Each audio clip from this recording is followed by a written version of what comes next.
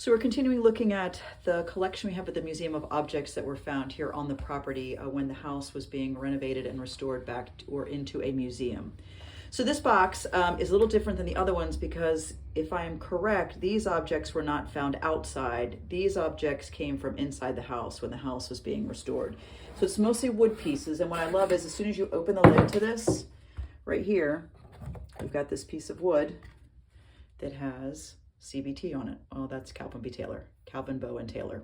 I don't know what this would have been, whether it was part of a packing box. I don't know. Hopefully that's something someone can help us figure out. But I love it because there it is. This is an object that would have, has obviously a direct connection to Calvin and Maddie Taylor. They are the ones who the home is named after.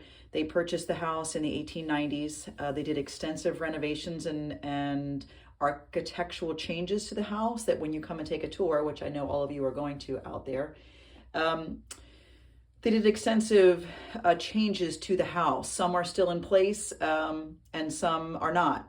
So they really made a big impact on the house itself. And Calvin B. Taylor is still his presence is felt here today in the town because he was the original founder of Calvin B. Taylor Bank, which is still Taylor Bank, which is still an independent bank that is thriving in this area.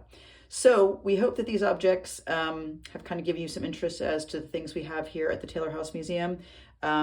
Watch this space, and definitely when we open again in the spring, we hope to see you so you can learn more about the changes that Calvin and Maddie Taylor brought to the house, as well as continue to follow us as we figure out what all these different things are. And I'll show you, we've got a couple molding pieces. I don't know what these are. I have no idea. So if anybody out there actually knows what this would be and you want to comment or reach out to us, we'd love that because I'm not really sure what some of these things are. You have some old nails. So anyway, we're always glad for a couple of things. We're always glad for people to share information they know about the Taylor House and the previous occupants.